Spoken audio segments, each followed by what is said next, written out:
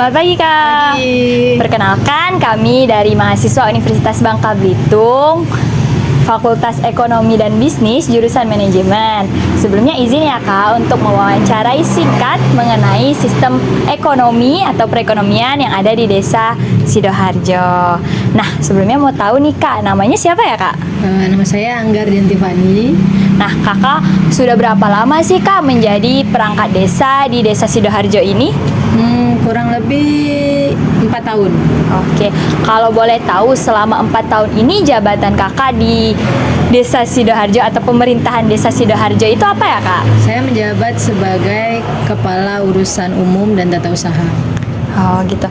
Oke, langsung aja ya kak, kita tanya-tanya, nanti dimohon untuk jawab sesuai pendapat kakak nih. Boleh. Nah, kami mau tanya nih kak, di Desa Sidoharjo itu sektor apa sih yang menjadi sumber utama perekonomian masyarakat Desa Sidoharjo? Kalau di Desa Sidoharjo, kebanyakan penduduknya itu berbasis pada perkebunan, pertanian, dan peternakan. Kebanyakan dari mereka memiliki kebun sendiri, khususnya di bidang sawit. Kemudian pertanian di padi dan peternakan di peternakan besar skalanya yaitu sapi, kambing, seperti itu. Oh, terus kak mau tanya nih, kira-kira apa sih kak kontribusi atau dukungan dari perangkat desa Sidoharjo untuk mendukung sistem ekonomi atau sektor yang ada di Desa Sidoharjo itu? Nah, tentunya kebijakan pemerintah Desa Sidoharjo itu diatur untuk agar supaya masyarakatnya mudah dalam mengakses apa yang mereka butuhkan, seperti misalnya perkebunan, kebun sawit kita ambil contoh ya. Nah, kita sebagai perangkat desa membuat kebijakan dari dana yang telah pemerintah pusat sediakan untuk memperbaiki fasilitas jalan, membangun jalan baru, atau menyetujui adanya pengusaha-pengusaha atau investor dari luar yang ingin ikut bergabung sebagai misalnya PT di Desa Sidoharjo untuk agar masyarakat Desa Sidoharjo yang memiliki kebun sawit itu mudah dalam menjual dan mengelola hasil panennya. Nah, nih kan tadi kita bahas tentang sektor pertanian nih kak. Kalau boleh tahu nih kami mau nanya tentang UMKM.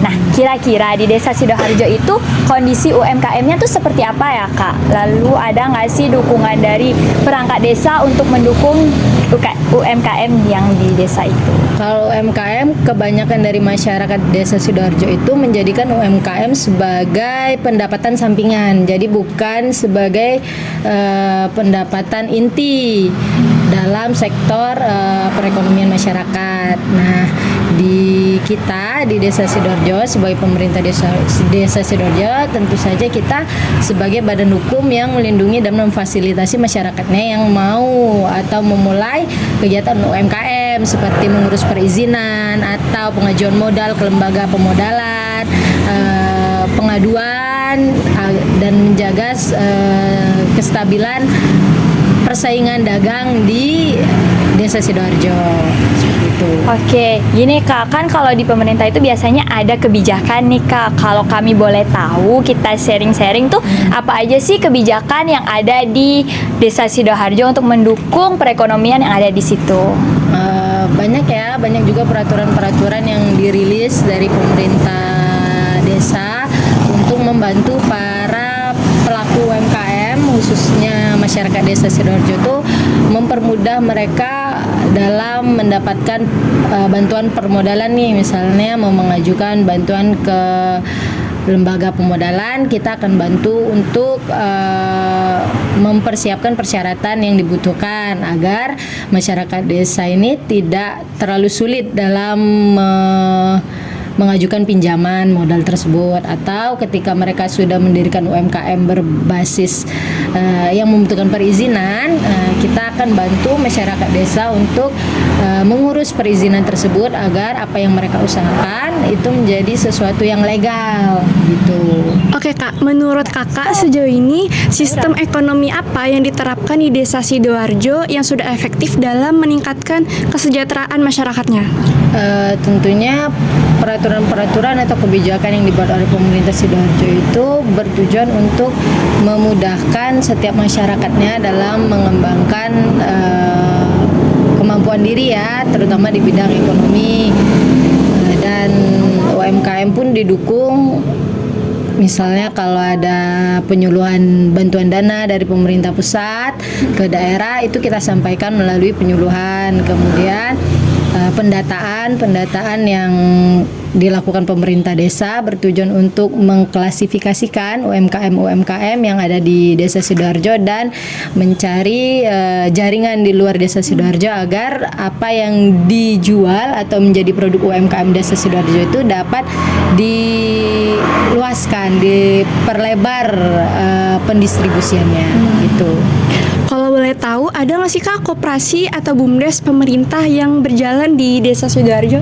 Oh, kalau BUMDes dan koperasi kita punya. Kalau koperasi kita punya untuk mengatur pasar, kebetulan pasar masyarakat yang ada di Desa Sidoarjo. Kemudian kalau BUMDes, kita punya BUMDes yang bergerak di bidang perkebunan. Nah, jadi kalau kayak bibit sawit, terus pupuk dan peralatan-peralatan perkebunan itu kita punya BUMDesnya.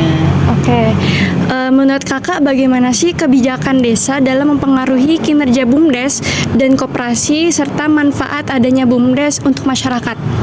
Nah, kalau BUMDes ini kan usaha milik desa ya, jadi koperasi juga itu di bawah naungan desa. Artinya apa? Artinya ketika mereka bergerak, mereka harus punya aturan. Nah, agar BUMDes dan koperasi itu bisa berjalan lancar, tentu saja pemerintah desa menyusun aturan-aturan apa saja sih yang boleh dilakukan oleh BUMDes dan koperasi, atau batasan-batasan apa saja nih yang nggak boleh dilampaui oleh BUMDes dan koperasi. Tentu saja hal ini bertujuan untuk agar hasil dari BUMDes dan koperasi itu juga dapat disalurkan untuk meningkatkan kemakmuran atau kesejahteraan masyarakat Desa Sidoarjo. Oke, terakhir nih Kak, apa harapan Kakak terhadap pemerintah pusat daerah dalam memperkuat perekonomian Desa Sidoarjo?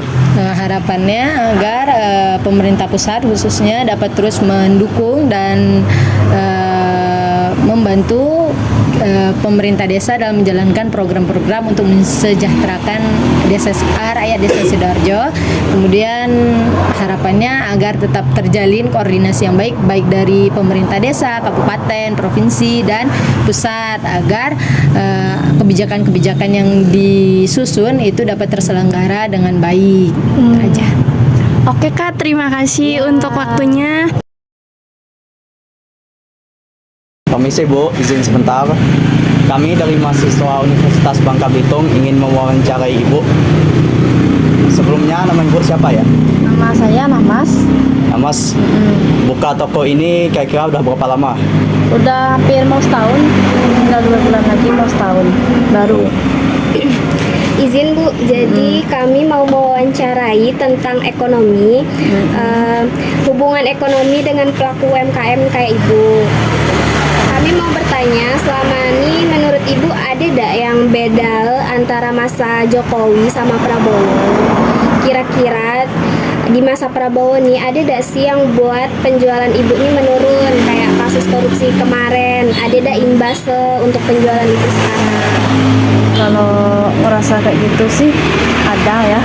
Kalau zaman Jokowi ke zaman Prabowo ini lagi senang zaman Jokowi lah. Kalau zaman Prabowo ini kan ekonomi agak sulit, pekerjaan agak sulit kayak tuh. Kalau toko ini kan saingannya banyak, jadi penghasilannya pun sedikit kayak gitu. Tidak kayak Jokowi kemarin kan. Sebelum kami buka toko ini kan laki saya nih pegawai bangunan, pemborong. Tapi sekarang buka toko soal pemborongan nih jarang ada. Orang nak bikin rumah nih, mungkin karena faktor ekonomi kayak itulah. Tengah sulit kan, tengah susah kayak itu. Kira-kira selama Ibu buka toko ini ada nambahnya nggak ke pengeluar? Omset. Ya, omset keluarga Ibu. Omsetnya sih tergantung hari ya. Kalau hari Minggu, hari Sabtu agak lumayan. Kalau hari-hari biasa seperti hari Senin kayak itu agak kurang lah. Tergantung hari kayak itu kan. Omset hari hari-hariana biasanya bersih ha.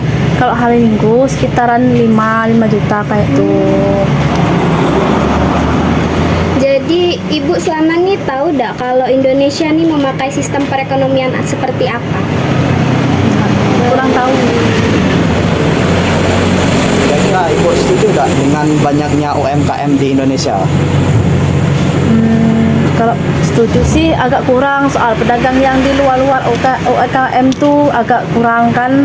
Orang yang beli ya, pembelian tuh orang nak ke UMKM tadi jadi yang jual-jual biasa itu agak kurang pembelian. Minat maksud kan. Lebih murah juga. Untuk sekarang ini kira-kira apa yang paling berdampak sama usaha Ibu untuk saat ini? Kenaikan barang sih. Kenaikan harga barang. Nah, misal gula kan ya naik kayak tuh, kopi biasanya naik, kenaikan barang kayak tuh. Jadi kan naik barang nih dari toko kan agak lambat. Kadang kan orang kan suka nyebut mahal, misal kita naik langsung naikkan kayak tuh. Oke udah. Makasih Bu. Yo, sama-sama.